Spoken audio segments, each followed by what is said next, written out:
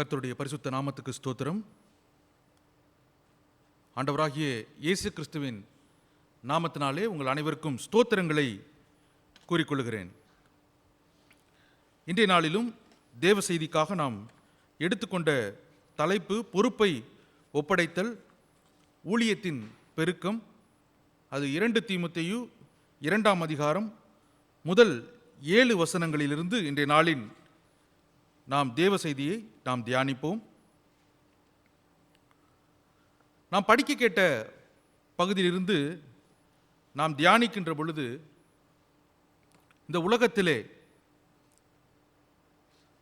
தகப்பன், அப்பா அவங்க அல்லது குடும்பத்திலே பெற்றோர்கள் தன்னுடைய பிள்ளைக்கு என்ன ஒரு பொறுப்பை கொடுப்பார்கள்? ஒரு வயதான காலத்தில் அவங்க இருக்கின்ற பொழுது அவர்கள் என்ன கொடுப்பார்கள் என்று சொன்னால், முதலாவது நம்ம சொன்னோன்னா அவங்களுடைய ஐஸ்வர்யம், அதைத்தான் அவர்கள் கொடுப்பார்கள் தன்னுடைய பிள்ளைக்கு, பிரியமான பிள்ளைக்கு. இது உலகத்தில் நடக்கிறது. அதற்கு அடுத்து பார்த்தீங்கன்னா நல்ல ஒழுக்கங்கள், என்னென்ன நல்ல பழக்க வழக்கங்கள், அதெல்லாம் அவங்க சொல்லி தருவாங்க. அதற்கு அடுத்து தான் அவர்கள் கண்டிப்பாக அவர்கள் இதை நீ செய்யணும் அப்படின்னு சொல்லுவார்கள். இது உலகத்திலே நடக்கின்ற ஒன்று. எல்லோருமே அப்படி தான் நம்ம பெற்றோரை நாம் பார்த்திருப்போம். ஏனென்றால் அவர்கள் நம்மை நேசிக்கின்றார்கள். இது என்னுடைய பிள்ளை, நான் அதற்கு அந்த பிள்ளையை நான் நன்றாக அது மன மகிழ்ச்சியோடு இருக்க வேண்டும் அப்படின்ட்டு சொல்லுவார்கள். இது உலக நியதி. இந்த பகுதியிலே நாம் பார்க்கின்ற பொழுது, அப்போஸ்தலனாகிய பவுல் தம்முடைய சீடனாகிய தீமோத்தேயுவுக்கு ஒரு பொறுப்பை அவர் கொடுக்கின்றார். அது எப்படிப்பட்ட ஒரு பொறுப்பு என்று நீங்கள் பார்த்தீங்கன்னா, ஒரு சொத்தோ மற்றது விலையுயர்ந்ததோ அதெல்லாம் கிடையாது. ஆண்டவருடைய அன்பை, உனக்கு என்ன கற்றுக் கொடுத்தார்களோ அதை, ஆண்டவராகிய இயேசு கிறிஸ்துவினுடைய அன்பை எல்லாருக்கும் அந்த பொறுப்பை அதை நீ எல்லாத்துக்கும் நீ பகிர்ந்து கொடுக்க வேண்டும். அது எப்படிப்பட்டவர்களுக்கு கொடுக்க வேண்டும்? உத்தமமாக இருப்பவர்களுக்கு கொடுக்க வேண்டும் என்று சொல்லி அவர் சொல்லுகின்றார். அதுதான் இந்த பகுதியிலே நாம் பார்க்க போகின்றோம். என்ன சொல்லுகின்றார் என்று சொல்லி நாம் சிந்திப்போம் என்று சொன்னால், பவுல் தீமோத்தேயுக்கு இந்த நிருபத்தை எழுதுகிறார், கடிதம். அந்த நிருபத்தை எழுதும்போது எந்த நிலைமையில் அவர் எழுதுகிறார் என்று சொன்னால், சிறையிலே இருக்கின்ற பொழுது இந்த நிருபத்தை அவர் எழுதுகிறார். இதுதான் அவருடைய கடைசி நிருபம். வரலாற்று ஆசிரியர்கள்லாம் சொல்கிறாங்க, கிபி 67, 68 இந்த இடைப்பட்ட காலங்களிலே அப்போஸ்தலனாகிய பவுல் தீமோத்தேயுவுக்கு இந்த நிருபத்தை எழுதியிருக்கலாம் என்று சொல்லுகிறார்கள். ஏனென்று சொன்னால், அவர் கொல்லப்பட்டிருக்கின்றார். அவர் இரத்த சாட்சியாக மரித்த ஒருவர், ஆண்டவராக இயேசு கிறிஸ்துவுக்காக மரித்த பவுல் அதற்கு முன்பதாக இதை எழுதுகிறார். அப்போ அவருக்கே தெரிந்திருக்கு. ஏன்னா அவருடைய பாடுகள், கஷ்டங்கள், அவர் எப்படி அந்த சிறைச்சாலையிலே எப்படி அவர் கடந்து வந்தார் என்று சொல்லி நாம் பார்க்க முடியும். நீங்கள் வாசித்து பார்த்தீர்கள் என்று சொன்னால், 2 தீமோத்தேயு 1ஆம் அதிகாரம் 16வது வசனத்தை யாராவது ஒருவர்கள் எடுத்தவர்கள் வாசியுங்கள். 2 தீமோத்தேயு 1ஆம் அதிகாரம் 16. கர்த்தர் இரக்கம் கட்டளையிடுவாராக, அவன் அநேகந்தரம் என்னை இளைப்பாற்றினான், என் விலங்கை குறித்து அவன் வெட்கப்படவில்லை என்ற ஒன்றை நாம் பார்க்கின்றோம். ஒனேசிப்போர் என்ற ஒரு ஊழியன், அந்த ஊழியன் பார்க்கின்ற பொழுது விலங்கு பூட்டப்பட்டவராக, ஆனால் இதுக்கு முன்னாடி இருந்ததோட இப்போ அதிகமாக ஒரு பாடுகளை அவர் அனுபவித்தாராக நாம் பார்க்க முடியும். நீங்கள் 2 தீமோத்தேயு 2ஆம் அதிகாரம் 9வது வசனத்தை நீங்கள் பார்த்தீர்கள் என்று சொன்னால், இந்த சுவிசேஷத்தின் நிமித்தம் நான் பாதகன் போல கட்டப்பட்டு துன்பத்தை அனுபவிக்கிறேன், தேவ வசனமோ கட்டப்பட்டிருக்கவில்லை. அந்த நிலைமையிலும் அவர் தேவ வசனத்தின் மீது எவ்வளவு அனுபவித்திருக்கிறார்னு பாருங்க. ஏன்னா ஒரு சுவிசேஷத்தின் நிமித்தமாக அதிகமான பாடுகளை அவர் அனுபவித்து கொண்டு இருந்தார். அப்படிப்பட்ட ஒரு சூழலிலே தீமோத்தேயுவுக்கு ஒரு கடிதத்தை, ஒரு நிருபத்தை அவர் எழுதுகிறார். எதற்காக அவர் எழுத வேண்டும் என்று சொல்லி நாம் சிந்திப்போம் என்று சொன்னால், இயேசுவுக்காக, இயேசு கிறிஸ்துவுக்காக சாட்சியாக வாழ வேண்டும் என்பதற்காக. பழைய ஏற்பாட்டின் உண்மைகளை, போதனைகளை ஏற்றுக்கொள்வது மட்டுமல்லாமல் அதை சரியாக கடைபிடிக்க வேண்டும் என்பதற்காக, தம்முடைய ஊழியத்தை, கர்த்தருடைய ஊழியத்தை எல்லா பக்கமும் அங்கே போய் சொல்ல வேண்டும் என்பதற்காக இந்த கடிதத்தை அவர் எழுதுவதை நாம் பார்க்க முடியும். தீமோத்தேயுவை குறித்து நாம் பார்க்கின்ற பொழுது அவர் ஒரு இளம் ஊழியர், ரொம்ப இளமையான ஒருவர். அவருடைய தந்தை கிரேக்கராக இருக்கிறார், தாய் யூதராக இருக்கின்றார். நீங்கள் அப்போஸ்தல நடபடிகள் புத்தகத்திலே நீங்கள் 16ஆம் அதிகாரத்திலே நீங்கள் வாசித்தீர்கள் என்று சொன்னால், முதல் 3 வசனத்திலே எப்படிப்பட்ட அந்த ஒரு மனிதனை பவுல் சந்தித்தார் என்று சொல்லி நாம் பார்க்க முடியும். நீங்கள் லீஸ்திரா என்ற ஒரு பகுதியிலே அப்போஸ்தல 14ஆம் அதிகாரத்திலே அவர் முதலாவதாக ஒரு பயணத்தில் போயிட்டு அவர் போய் தீமோத்தேயுவை பார்க்கிறார். 14ஆம் அதிகாரத்தில் முதல் தடவை செல்கிறார், ஆனால் அப்போ பார்க்கவில்லை. ஆனால் 2வது முறை அவர் செல்லுகின்ற பொழுது தீமோத்தேயுவை அவர் பார்க்கின்றார். நீங்கள் எடுத்தவர்கள் வாசியுங்கள். அப்போஸ்தல நடபடிகளின் புத்தகம் 16ஆம் அதிகாரம் முதல் 3 வசனங்கள். அதன் பின்பு அவன் தெர்பைக்கும் லிஸ்திராவுக்கும் போனான். அங்கே தீமோத்தேயு எனப்பட்ட ஒரு சீஷன் இருந்தான்.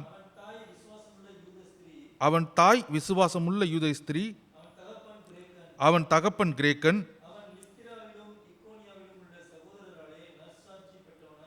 அவன் லீஸ்திராவிலும் இக்கோனியாவிலும் உள்ள சகோதரராலே நற்சாட்சி பெற்றவனுமாய் இருந்தான். அவனை பவுல் தன்னுடனே கூட்டிக் கொண்டு போக வேண்டும் என்று விரும்பி,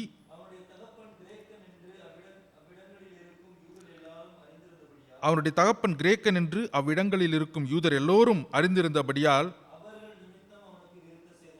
அவர்கள் நிமித்தம் அவனுக்கு விருத்த சேதனம் பண்ணினான் என்று சொல்லி பார்க்கிறோம். அப்ப அவன் எப்படி வாழ்க்கையை வாழ்ந்து கொண்டிருந்தான் என்று சொல்லி நாம் பார்க்கின்ற பொழுது, அவன் லீஸ்திராவிலும் இக்கோனியாவிலும் உள்ள சகோதரராலே நற்சாட்சி பெற்றவனாக, அப்புறம் ஒரு நல்ல பெயர் எடுத்த ஒருவனை சந்தித்து, அவன் முன்பு எப்படி இருந்தான்னு தெரியல, ஆனால் அதுக்கு பிற்பாடு ஆண்டவராகிய இயேசு கிறிஸ்துவை சொந்த இரட்சகராக அவன் முழுவதுமாக ஏற்றுக்கொண்டு அவரோடு பயணிக்கின்றதை, பவுலோடு பயணிக்கின்றதை நாம் பார்க்கின்றோம்.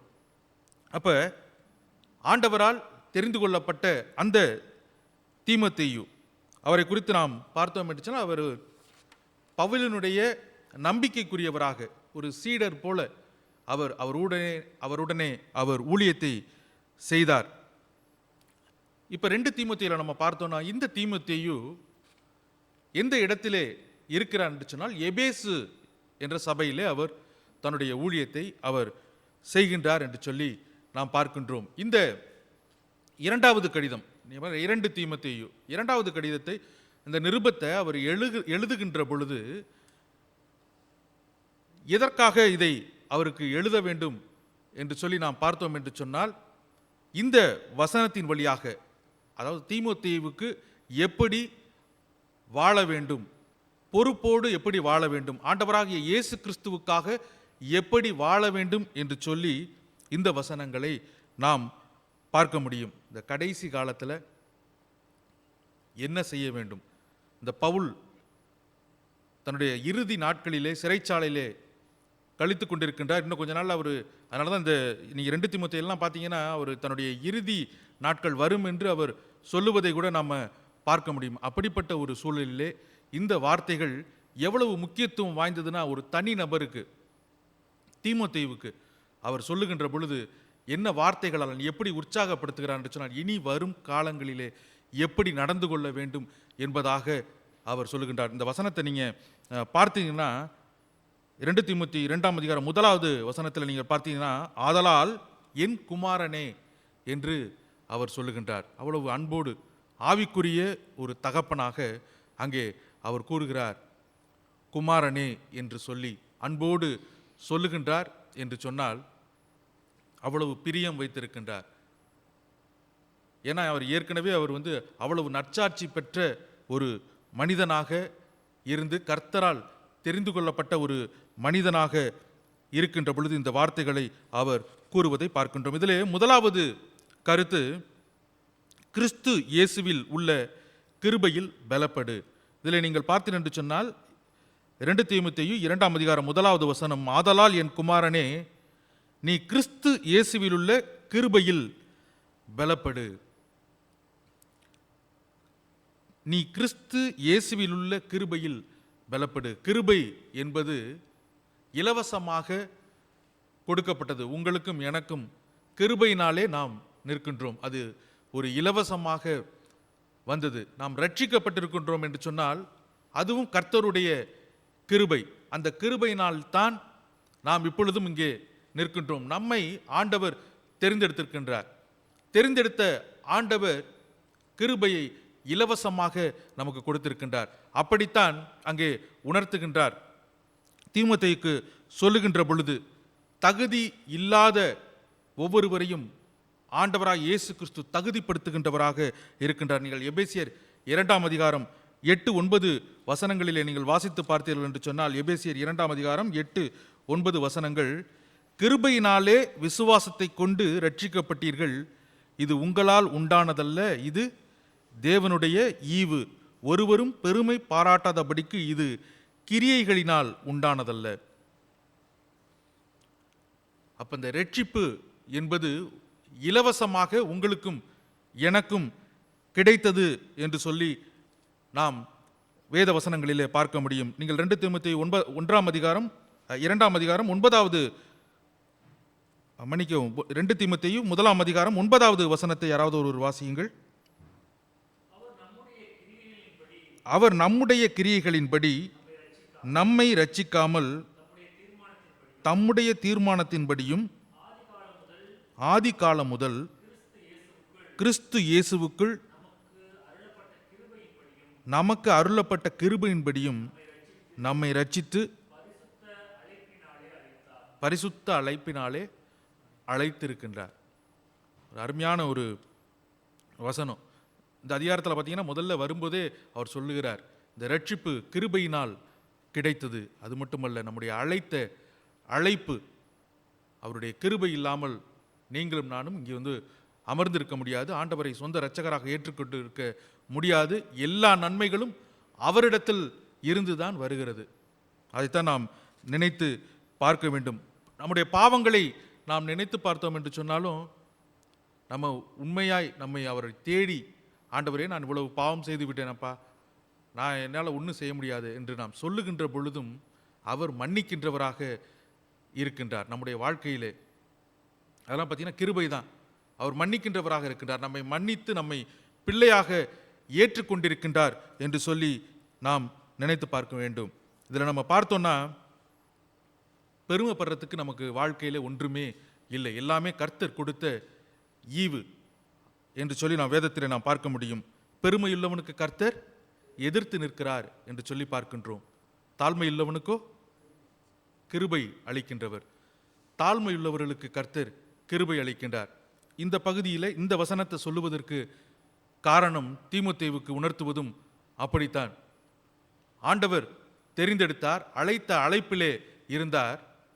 அப்படிப்பட்ட ஒரு பெரிய ஒரு ஊழியராக அந்த இடத்துல எபேசு சபையிலே இருக்கின்ற பொழுது எல்லாவற்றையும் சொல்லிக்கொண்டு இங்கே சொல்லுகின்ற பொழுது, நீ கிறிஸ்து இயேசுவில் உள்ள கிருபையில் பலப்படு என்று அவருக்கு சொல்லுகின்ற வார்த்தை ஒரு உற்சாகமான ஒரு வார்த்தை. நம்மளும் நினச்சிட்டு இருக்கிறோம், நம்ம வாழ்க்கையிலே நாம் வேதாகமத்தை நாம் அனுதினமும் நம்ம படித்து கொண்டு இருக்கின்றோம். ஆனாலும் பெரியவர்கள், அனுபவம் நிறைந்தவர்கள் சொல்லுகின்ற வார்த்தை கர்த்தருடைய வார்த்தை. அந்த வார்த்தையை நாம் தியானிக்கின்ற பொழுது நம்ம நினைத்து பார்த்தோம் என்று சொன்னால் நமக்கு அது எப்பொழுதுமே நமக்கு உணர்த்தி கொண்டு தான் இருக்கும். அப்போஸ்தலனாகிய பவுல் அங்கே சொல்லுகின்ற பொழுது என்ன சொல்லுகின்றார் என்றால், இயேசு கிறிஸ்துவில் உள்ள கிருபையிலே அங்கே பலப்பட வேண்டும் என்றால் தாழ்மையாக இருக்க வேண்டும். ஊழியத்திலே எவ்வளவு பெரிய பெரிய ஊழியர்களாக இருந்தாலும் சரி, கர்த்தரால் அழைக்கப்பட்டவர்களாக இருந்தாலும் சரி, கர்த்தர் சமூகத்திலே நம்ம ஒன்றுமே இல்லை என்பதை நாம் புரிந்து கொள்ள வேண்டும். ஆண்டவர் மட்டும்தான் நம்மளை உயர்த்த முடியும். ஆண்டவர் மட்டும்தான் நம்மை பலப்படுத்த முடியும். நாம் பலவீனமான ஒரு பாத்திரங்களாக நாம் இருக்கிறோம். நம்முடைய வாழ்க்கையில் நம்ம நினச்சி பாருங்கள், ஒவ்வொரு நாளும் எவ்வளவு நேரம் நாம் பலவீனப்பட்டு போகின்றோம் என்று சொல்லி நம்ம சிந்திச்சு பார்த்தோம்னா, ஒரு சின்ன காரியம் வந்தால் கூட நம்ம என்ன ரொம்ப சோர்ந்து போயிடுறோம், பலம் இல்லாமல் போயிடுறோம். அப்படிப்பட்ட ஒரு சூழலில் பலத்தை தருகின்றவர் நம்முடைய ஆண்டவராகிய இயேசு கிறிஸ்து. அவரிடத்தில் கேட்கின்ற பொழுது அவர் பலப்படுத்த வல்லவராக இருக்கின்றார். இப்போ இந்த நிருபத்தை எழுதுகின்ற பொழுது எவ்வளவு கஷ்டத்தை அவர் அனுபவித்து அவர் அதோடு கூட அவர் எழுதியிருப்பார் என்று சொன்னால், அது தீமோத்தேயுக்கு அது தெரிந்திருக்கும். இவர் சிறைச்சாலையில் இருந்திருக்கின்றார், இப்படிப்பட்ட துன்பங்களை ஆண்டவராக இயேசு கிறிஸ்துவின் நிமித்தமாக அனுபவித்து கொண்டிருக்கின்றார். அப்படிப்பட்ட சூழலிலே எழுதுகின்ற பொழுது அது உற்சாகத்தை அவருக்கு தருகின்றதாக, சரியான வழியிலே செல்வதற்கு ஒரு வழியாக அது இருக்கும் என்று சொல்லி நாம் சிந்தித்து பார்க்க முடியும். இந்த ஊழியத்தில் பார்த்தோம்னா, நம்ம இந்த வசனத்தில் நாம் பார்க்கின்ற பொழுது நாம் ஒன்றும் அல்ல, ஆண்டவராகிய இயேசு கிறிஸ்து தான் அனைத்துக்குமே காரணம் என்று சொல்லி நாம் புரிந்து கொள்ள முடியும்.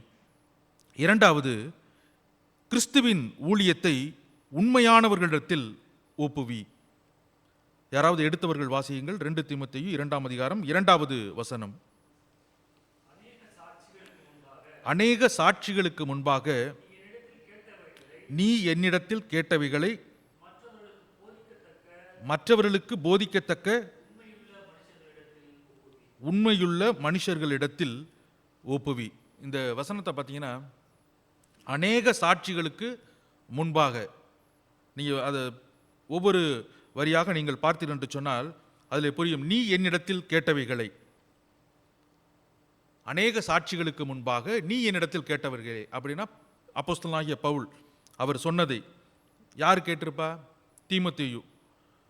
மற்றவர்களுக்கு போதிக்கத்தக்க உண்மையுள்ள மனுஷர்களிடத்தில் ஒப்புவி. அப்போ உண்மையுள்ள மனுஷர்கள் மற்றவர்கள். அப்போ நம்ம பார்த்தோம்னா, அப்போஸ்தலனாகிய பவுல் சொன்ன வார்த்தைகள், அந்த வார்த்தைகளை கீழ்ப்படிந்து நடந்த தீமோத்தேயு, அதற்கு பிற்பாடு உண்மையுள்ள ஊழியர்கள், அதற்கு பிற்பாடு மற்றவர்களுக்கு, சாதாரண மக்களுக்கு சொல்ல வேண்டும் என்று சொல்லி இந்த வசனத்திலே நாம் பார்க்க முடியும். நீங்கள் இந்த ஓட்டப்பந்தயத்தெல்லாம் பார்த்தீங்கன்னா, தொடர் ஓட்டம்லாம் பார்த்தீங்கன்னா தொடர்ந்து ஓடிக்கிட்டே இருப்பாங்க. அதில் வெற்றி பெற வேண்டும் என்று சொன்னால் அதில் குறைந்த 4 பேர் இருப்பாங்க, ஓடிக்கிட்டே இருப்பாங்க. ஒவ்வொருவரும் அந்த அந்த அந்த ஸ்டிக்கை கொடுக்கணும். கொடுத்துட்டு அவங்க எடுத்துகிட்டு ஓடுவாங்க. கடைசி முடிகிற வரைக்கும் அவர்கள் ஓடுவார்கள்.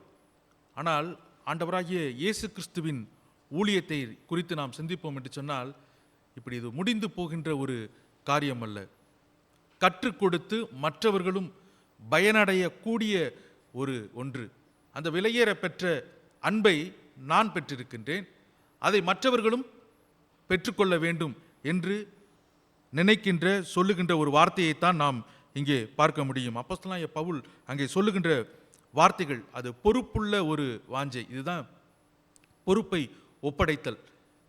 எப்படிப்பட்ட ஒரு பொறுப்புனா, ஆண்டவராகிய இயேசு கிறிஸ்துவை குறித்து உலகமெங்கும் போய் சொல்லுகின்ற ஒரு வசனத்தை அங்கே சொல்லுவதை நாம் பார்க்கின்றோம். உண்மையுள்ள மனுஷரிடத்தில் ஒப்புவி, எதை மற்றவர்களுக்கு கூறத்தக்கதாக. அப்ப சத்திய வசனம் அப்பொழுது தெரிந்திருக்க வேண்டும், சத்திய வார்த்தைகளை தெரிந்திருக்க வேண்டும். அப்பொழுதுதான் அதை சொல்ல முடியும், அதை உண்மையானவர்கள் யார் என்பதை கண்டுபிடிக்க முடியும் என்று சொல்லி நாம் பார்க்க முடியும். நீங்கள் என்னென்ன வார்த்தைகளை அவர் சொல்லியிருக்கின்றார் என்று சொல்லி நான் சிந்திப்போம் என்று சொன்னால், 2 தீமோத்தேயு 1ஆம் அதிகாரம் 13-14 வசனங்களை நீங்கள் பார்த்தீர்கள் என்று சொன்னால், 2 தீமோத்தேயு 1ஆம் அதிகாரம் 13-14 வசனம். நீ கிறிஸ்து இயேசுவை பற்றும் விசுவாசத்தோடும் அன்போடும் என்னிடத்தில் கேட்டிருக்கிற ஆரோக்கியமான வசனங்களின் சட்டத்தை கைக்கொண்டிரு. உன்னிடத்தில் ஒப்புவிக்கப்பட்ட அந்த நற்பொருளை நமக்குள்ளே வாசம் பண்ணுகிற பரிசுத்த ஆவியினாலே காத்துக்கொள். ஆரோக்கியமான வசனங்களின் சட்டத்தை கைக்கொண்டிரு. இந்த வார்த்தைகளை தான் அவர் அங்கே சொல்லி இருக்கின்றார். அவருடைய வாழ்க்கையில் அவரோடு பயணத்திலே இருக்கின்ற பொழுது, பவுலோடு அவர் பயணிக்கின்ற பொழுது, தீமோத்தேயு பயணிக்கின்ற பொழுது அநேக காரியங்களை குறித்து அவர் சொல்லியிருப்பார். ஆனால் இந்த வசனங்களை அவர் திரும்பவும் திரும்பவும் அவர் நினைப்பூட்டுவதை நாம் பார்க்கின்றோம். நீ வசனத்தை அந்த இடத்துல நாம் பார்க்கின்ற பொழுது ஆரோக்கியமான வசனங்களின் சட்டத்தை கைக்கொண்டிரு. ரொம்ப அருமையான ஒரு வசனம். ஆரோக்கியமான வசனங்களின் சட்டத்தை கைக்கொண்டிரு என்று சொல்லுகின்ற ஒன்றை நினைப்பூட்டுவதை நாம் பார்க்கின்றோம். ஏனென்றால் எப்பொழுதுமே நம்ம ஒவ்வொரு முறையும் நாம் நினைப்பூட்டி கொண்டே நாம் இருக்க வேண்டும். கர்த்தருடைய வார்த்தைகளையும் கர்த்தருடைய வசனங்களையும் நாம் நினைப்பூட்டி கொண்டே அதை எப்போதுமே நாம் படிச்சுக்கிட்டே இருக்கணும். அதை படித்து அதை நாம் தியானிக்கின்ற பொழுது கர்த்தர் நம்மை சரியான வழியிலே நம்மை நடத்த வல்லவராக இருக்கின்றார். நீங்கள் 2 தீமோத்தேயு 3ஆம் அதிகாரம் 10-11 வசனங்களிலே நீங்கள் படித்தீர்கள் என்று சொன்னால், நீயோ என் போதகத்தையும் நடக்கையையும் நோக்கத்தையும் விசுவாசத்தையும் நீடிய சாந்தத்தையும் அன்பையும் பொறுமையையும் அந்தியோகியா, இக்கோனியா, லீஸ்திரா என்னும் பட்டணங்களில் எனக்கு உண்டான துன்பங்களையும் பாடுகளையும் நன்றாய் அறிந்திருக்கிறாய். எவ்வளவோ துன்பங்களை சகித்தேன், இவை எல்லாவற்றிலொன்றும் கர்த்தர் என்னை நீங்களாக்கி விட்டார். பாருங்க, இவ்வளவு பகுதியில் இவ்வளவு கஷ்டங்களை அனுபவித்ததை பார்த்ததை அந்த இடத்துலையும் அவர் அந்த இடத்துல சொல்ற, அவ்வளோ துன்பத்தை நான் அனுபவித்தேன், ஆனாலும் அந்த இடத்திலும் கர்த்தர் என்னை நீங்களாக்கி விட்டார் என்ற ஒரு வார்த்தையை, உற்சாகத்தை அங்கே கொடுக்கின்றார். ஊழியம் என்பது துன்பத்தின் ஊடாக கஷ்டம் நஷ்டம் எல்லாமே வரும். இன்னும் நிறைய பேர் துன்பப்படுத்துவாங்க ஆண்டவராக இயேசு கிறிஸ்துவின் நிமித்தமாக ஊழியம் செய்கின்ற பொழுது. அப்படி நடக்கின்ற பொழுதும் கர்த்தர் நீங்களாக்கி ரட்சிக்கின்றவராக இருக்கின்றார் என்ற பாடத்தை நேரடியாக பார்த்திருந்தாலும் அதை நினைப்பூட்டுகின்றவராக இங்கே பார்க்க முடியும். அப்போ உண்மையான ஊழியர்கள் இதையெல்லாம் கேட்கணும். அப்போ அடுத்து வருகின்ற ஊழியர்கள் ஊழிய பாதையிலே கஷ்டங்கள் இருக்கின்றது என்பதை புரிந்து கொள்ள முடியும். அப்படிப்பட்ட மனிதரிடத்தில் தான் ஒப்புவித்து அவர்கள் ஊழிய பாதையிலே மற்றவர்களை சரியான ஒரு வாழ்க்கைக்கு நேராக வழி நடத்த முடியும். ஆண்டவராகிய இயேசு கிறிஸ்து ஃபஸ்ட்டு அறியாதவர்கள் அறிந்து கொள்ள வேண்டும். அதற்கு பிற்பாடு பார்த்தோம் என்று சொன்னால் வருகின்ற துன்பங்களை துயரங்களையும் அங்கே சொல்லுகின்ற பொழுது ஊழியர்களுக்கு அது ஒரு உற்சாகமாக இருக்கும். நாங்கள் ஆண்டவராக இயேசு கிறிஸ்துவின் நிமித்தமாக துன்பங்களை நாங்கள் அனுபவித்தாலும் அவர் எங்களை காப்பாற்ற வல்லவராக இருக்கின்றார் என்று சொல்லி நினைத்து பார்க்க வேண்டும். அந்த வசனங்களைத்தான் நாம் இங்கே பார்க்க முடியும். 2 தீமோத்தேயு 2:2 அநேக சாட்சிகளுக்கு முன்பாக, அப்போ அநேக சாட்சிகள், அந்த சாட்சிகளும் உற்சாகமாய் அவர்கள் இருப்பார்கள். அதை பார்க்கின்ற பொழுது ஆண்டவர் எவ்வளவு அன்பானவர். துன்பத்தின் ஊடும் அந்த நேரத்திலும் கர்த்தர் காப்பாற்றுகின்றவராக இருக்கின்றார். அந்த நேரத்திலும் கர்த்தர் உதவிகரமாக இருக்கின்றார். அல்லது துன்பத்தை அணிவித்து இரத்த சாட்சியாக மரித்திருந்தாலும் அதை பார்க்கின்ற பொழுது அவர்களுக்கு ஆண்டவராகிய இயேசு கிறிஸ்து எவ்வளவு விலையேறப்பெற்ற அன்பினாலே மீட்டு ரட்சித்து காத்தவர். இது ஒரு அதற்கு பிற்பாடு பார்த்தீங்கன்னா அநேகர் கிறிஸ்தவர்களாக மாறுகிறதை நாம் பார்க்க முடியும். 3வது நாம் பார்த்தோம் என்று சொன்னால் கருத்துடனும் உள்ளார்ந்த மனதுடனும் ஊழியம். நீங்கள் 2 தீமோத்தேயு 2ஆம் அதிகாரம் 3 முதல் 6 வசனங்களை நீங்கள் வாசித்தீர்கள் என்று சொன்னால் அந்த பகுதியிலே ஒரு 3 உவமையை அங்கே சொல்லுவதை நாம் பார்க்க முடியும். நீயும் இயேசு கிறிஸ்துவுக்கு நல்ல போர் சேவகனாய் தீங்கு அனுபவி, தண்டில் சேவகம் பண்ணுகிற எவனும் தன்னை சேவகம் எழுதி கொண்டவனுக்கு ஏற்றவனாய் இருக்கும்படி பிழைப்பு கடுத்த அலுவல்களில் சிக்கிக்கொள்ள மாட்டான். இது இங்கே என்ன சொல்ல வர்றாருன்னா, ஒரு போர் வீரன், அந்த போர் வீரன் பார்த்தீங்கன்னா அவன் ஒரு வேலையெல்லாம் செய்ய மாட்டார். அவனுடைய முழு என்னம்னா இப்போ உணவு உடை இதற்காகலாம் அவர் ஒரு வேலையும் செய்ய மாட்டார். ஆனால் அவருடைய வேலை என்ன என்றால் பாதுகாப்பை அளிக்க வேண்டும். இன்னொன்று பார்த்தீங்கன்னா போரிட வேண்டும். இன்னொன்று தன்னுடைய சேவகம் எழுதி கொடுத்தவனுக்கு உண்மையாக நடக்க வேண்டும். நிறைய கட்டுப்பாடுகள், ஒரு சாதாரண ஒரு காரியம் அல்ல. ரொம்ப ஒரு கட்டுக்கோப்பாக அவர்கள் இருக்க வேண்டும். கட்டுப்பாடுடன் அவர்கள் வாழ்க்கையிலே அவர்கள் இருக்க வேண்டும். அப்படிப்பட்ட ஒரு கடினமான ஒன்று தான் இந்த போர் வீரராக இருப்பது. இதை ஏன் இங்கே அவர் சொல்ல வேண்டும் என்று சொன்னால், இந்த இடத்துல பார்த்தோன்னா இதை போல ஒரு போர் வீரனை போல இருக்க வேண்டும் என்று அங்கே சொல்லுவதை நாம் பார்க்கின்றோம். அப்போ தீமோத்தேயுவுக்கு சொல்லுகின்ற பொழுது இவ்வளவு கஷ்டங்கள் வரும், ஆனாலும் நம்முடைய வேலை, நம்முடைய பணி என்னன்னு பார்த்தீங்கன்னா, ஆண்டவராகிய இயேசு கிறிஸ்துவுக்காக, இயேசு கிறிஸ்துவை எங்கும் சொல்லக்கூடியவர்களாக, இது ஒரு சண்டை போடுகின்ற ஒன்று அல்ல, மாறாக ஆண்டவராகிய இயேசு கிறிஸ்துவின் அன்பை எங்கும் சொல்லுகின்ற ஒரு பணியாக இருக்க வேண்டும் என்று சொல்லி அதை ஒரு எடுத்துக்காட்டாக அங்கே சொல்லுவதை நாம் பார்க்கின்றோம். இரண்டாவதை நீங்கள் பார்த்தீர்கள் என்று சொன்னால் 5வது வசனத்திலே, மேலும் ஒருவன் மல்யுத்தம் பண்ணினாலும் சட்டத்தின்படி பண்ணாவிட்டால் முடிசூடப்படான் என்று சொல்லி நாம் பார்க்கின்றோம். அப்போ ஒரு மல்யுத்த வீரன் இருந்தார் என்று சொன்னால் அவன் சட்டத்தின்படி அவன் சண்டை பண்ண வேண்டும். அதற்கு தவறாக பண்ணிவிட்டால் அது அவர் விலக்கி கொள்ளப்படுவார், பரிசு அவருக்கு கிடைக்காது. ஒரு பரிசு கிடைக்க வேண்டும் என்று சொன்னால் அதற்காக அவர் பல நாட்கள் போராட வேண்டியிருக்கும். உணவு கட்டுப்பாட்டிலிருந்து அதற்குரிய அவர் எக்ஸசைஸ் பண்ணுறதுலேருந்து எல்லாமே அவர் சரியாக அவர் செய்ய வேண்டும். அதற்கு பிற்பாடு அந்த போட்டி வருகின்ற பொழுது அவர் அங்கே விதிமுறை என்ன இருக்குதோ அந்த விதிமுறைகளை சரியாக அவர் பின்பற்ற வேண்டும். அப்படி பின்பற்றினால்தான் அவர் வெற்றி பெற முடியும்.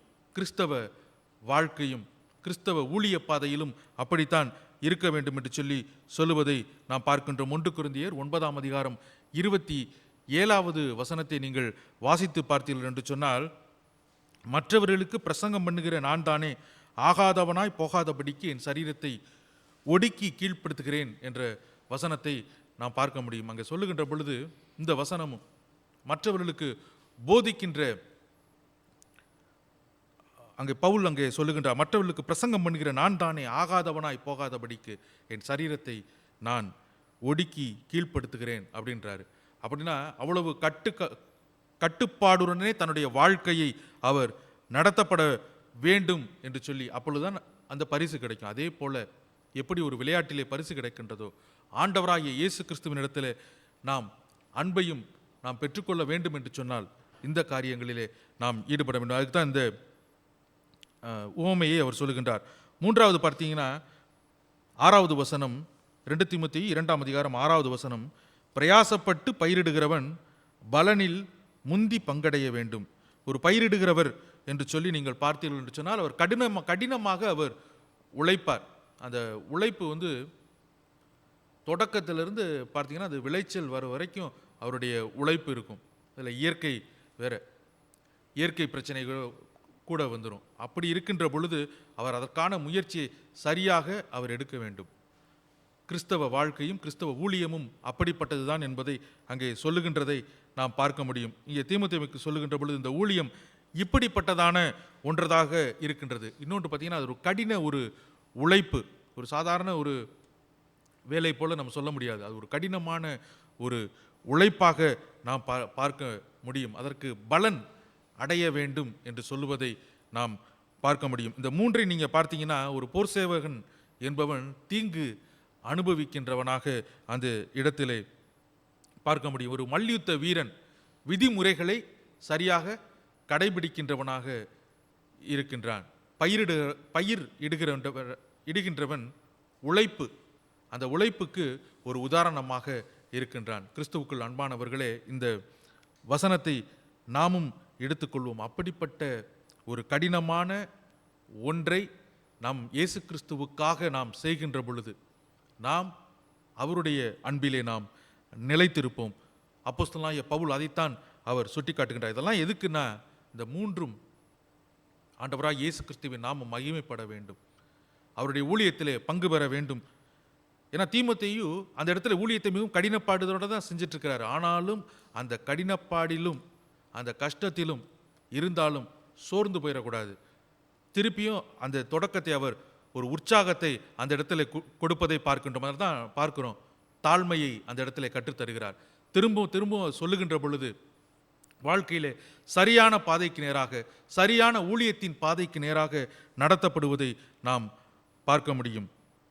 7வது வசனத்தை நீங்கள் வாசித்து பார்த்தீர்கள் என்று சொன்னால், நான் சொல்லுகிறவைகளை சிந்தித்துக்கொள், கர்த்தர் எல்லா காரியங்களிலும் உனக்கு புத்தியை தந்தருளுவார் என்ற வசனத்தை நாம் பார்க்க முடியும். இந்த வசனத்திலே நாம் பார்க்கின்ற பொழுது, நான் சொல்லுகிறவைகளை சிந்தித்துக்கொள், இந்த முன்பாக சொன்ன எல்லா வசனங்களையும் எல்லா வார்த்தைகளையும், அவர் இதற்கு முன்பாக சொன்ன சத்திய வேத வசனங்களையும் கட்டளைகளையும் எல்லாவற்றையும் சிந்தித்துக்கொள். எப்பொழுது நாம் கர்த்தரிடத்திலே கர்த்தருடைய வார்த்தைக்கு கீழ்ப்படிந்து அவருடைய சொல்லுக்கு நாம் கீழ்ப்படிந்து நடக்கின்றோமோ, அப்பொழுது கர்த்தர் நமக்கு புத்தியை தர வல்லவராக இருக்கின்றார். இந்த வசனத்திலே பார்க்கின்ற பொழுது, கர்த்தர் எல்லா காரியங்களிலும் உனக்கு புத்தியை தந்தருளுவார் என்று சொல்லி, இந்த காரியங்கள் எல்லாம் சிந்திக்கின்ற பொழுது கர்த்தர் புத்தியை தருகின்றவராக இருக்கின்றார். நாம் சிந்தித்து செயல்படுகின்ற ஒன்றுதான் புத்தி. அதை ஆண்டவர் மட்டுமே நமக்கு தர முடியும், இயேசு கிறிஸ்து மட்டுமே நமக்கு தர முடியும். நீங்கள் நீதிமொழிகள் புத்தகம் 2ஆம் அதிகாரம் 6வது வசனத்திலே நீங்கள் பார்க்கின்ற பொழுது, கர்த்தர் ஞானத்தை கொடுக்கின்றார், அவருடைய வாயிலிருந்து அறிவும் புத்தியும் வரும் என்று சொல்லி வேத வசனம் நமக்கு சொல்லுகின்றது. இதில் பார்த்தீங்கன்னா எல்லாமே வந்துடுது. கர்த்தர் ஞானத்தை கொடுக்கின்றார், அவருடைய வாயிலிருந்து அறிவும் புத்தியும் வரும்.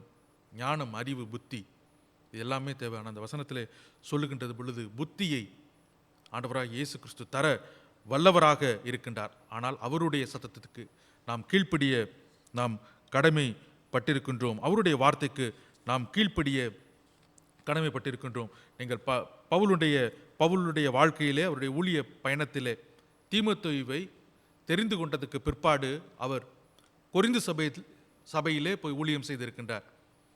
கொரிந்து சபையில் போய் அவர் அனுப்பியிருக்கிறார், பவுல் ஊழியம் செய்வதற்கு. தெசலோனிக்கே சபையில் போய் ஊழியம் செய்வதற்கு அவரோடு கூட ஊழியம் செய்திருக்கின்றார். இன்னும் லீஸ்திரா என்ற பகுதியிலே நல்ல பெயரை பெற்றிருக்கின்றார். அப்படிப்பட்ட ஒரு மனிதன் இந்த மாதிரி ஊழிய பாதையிலே கூடையே போயிட்டு எல்லாவற்றையும் பார்த்து எபேசு சபையிலே ஒரு தனி சபையிலே இருந்தாலும், இந்த இடத்திலே நாம் பார்க்கின்ற பொழுது சிறைச்சாலையிலிருந்து தன்னுடைய கடிதத்திலே சொல்லுகின்ற வார்த்தை ஒரு உற்சாகப்படுத்துகின்ற ஒரு வார்த்தையாகத்தான் இருக்கின்றது. இந்த வசனங்கள் எல்லாமே பார்த்தீங்கன்னா எல்லாமே ஆண்டவராகிய இயேசு கிறிஸ்துவின் நாமத்திற்கு மகிமை உண்டாகவும், ஆண்டவராகிய இயேசு கிறிஸ்து இல்லாமல் ஒன்றுமே செய்ய முடியாது என்றும், அதோடு கூட இது அப்படியே நின்றுவிடக்கூடிய ஒன்று அல்ல, அந்த பொறுப்பை மற்றவர்களுக்கும் சொல்லுகின்ற ஊழியர்கள், உண்மையான ஊழியர்களிடத்திலே ஒப்படைக்கக்கூடிய ஒரு வசனமாகத்தான் நாம் பார்க்க முடியும். கிறிஸ்துவுக்குள் அன்பானவர்களே, இன்றைய நாளிலும் நாமெல்லாம் இயேசு கிறிஸ்துவை சொந்த இரட்சகராக நாம் ஏற்றுக்கொண்டு வாழ்ந்து கொண்டு இருக்கின்றோம்.